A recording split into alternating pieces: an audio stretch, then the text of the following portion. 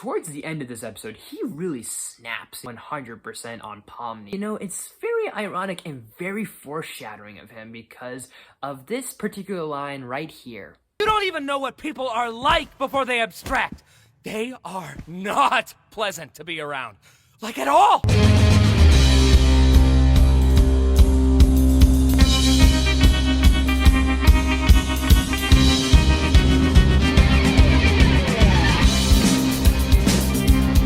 Hey there guys, welcome back to another awesome video. We're going to talk about the latest episode, episode 7 of the Amazing Digital Circus called They Have Guns.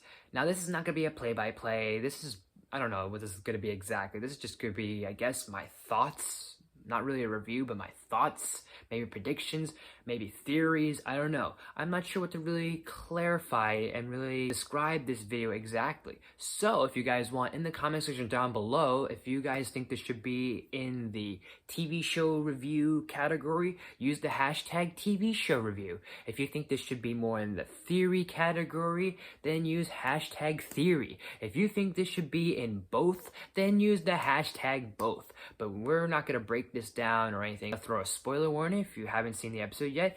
If you're here to just watch the video for your glorious entertainment, then by all means keep on tuning in.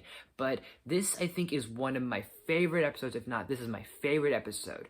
And granted, the Amazing Digital Circus, all the episodes have been really great and have been the best. I mean, Glitch/Gooseworks has really got a perfect structure. Their characters and their episodes are just so peak when it comes to the latest with, I don't know if we even should call them indie at this point. I don't know how many people really know of the show, but it still feels like an indie project. But at the same time, I feel like with how big in popularity it's becoming, I think it's becoming more and more mainstream, which is kind of good. But this one, I think, is the best. And I think this one is the most intense. And a lot of people are so far been saying this is a roller coaster. And I totally agree, especially when we have, since everyone's basically playing this game of free fire, free for all, and everyone's split up into teams of 2. But that's not what we're here for. What we're here for is Jax. He is the chaotic one. He is the wild card.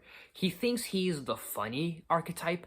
And I think it's interesting that he's the one that always is aware of archetypes and how they're all a part of the system, all a part of the machine, a part of the token characters, and each person is a token character and a stereotype in some way, shape, or form. And he is aware of that in some ways better than others.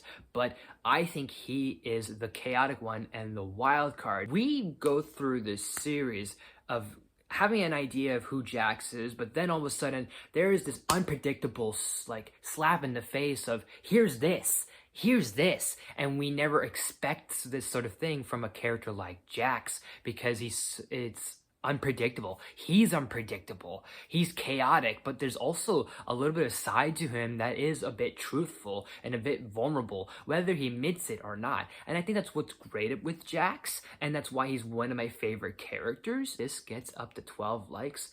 I will do a top 10 my favorite characters in Amazing Digital Circus. Whether he confirms or denies it, he has a vulnerable side to him. In the past few episodes, we've seen him really kind of get attached and kind of connect better with Pomni, where they're sharing maybe some stories with each other and kind of getting down to the nitty-gritty and asking kind of deeper questions about each other. Like, why are you here? What is your deal? And why you kind of like shield yourself and put on this front here? Because Jax is the one person out of everyone that puts on a front the most. And I think that is so fitting for him. And I know this is pretty obvious, whether a lot of people are going to pick up on this or not, but to me, this is the most obvious thing that's just clicking in my brain left and right with Jax, is how much he tries to be the funny guy.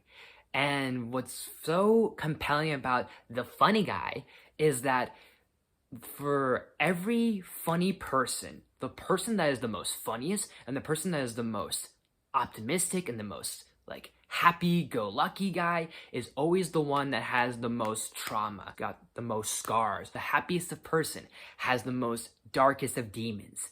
And I feel like that fits him so well. And I just know that for reasons. not necessarily personal reasons, but I've just seen it and I've experienced it. I think we've seen it with so many faces throughout history with, unfortunately, comedians and just other fictional characters that put on this big happy face for the world to see, that they hide behind the mask. Towards the end of this episode, he really snaps. He really, as people would say nowadays, or the kids would say, crashes out 100% on Pomni, just lashing out on her. And you know, it's very ironic and very foreshadowing of him because of this particular line right here. You don't even know what people are like before they abstract. They are not pleasant to be around. Like at all. So you're saying the most abstracted people, the people that go the most crazy, the most insane of the entire bunch, are the ones that are not pleasant to be around? What are you doing right now, Jax? I think it's safe to say that he is going to be next when it comes to being abstracted. It's a form of just losing your insanity and just becoming literally an abstract construct entity of some sort. From what we've seen so far, it seems like he gets so frustrated whenever he sees Kaufmo, and he always seems to be either upset or saddened when he sees this little frog, which Gooseworks has labeled this character right here named Ribbit. So I think Kaufmo was at one point his best friend, and Ribbit here was maybe perhaps his lover. Whether Ribbit was male or female doesn't matter. I can see it being a straight couple or a gay couple with Jax and Ribbit.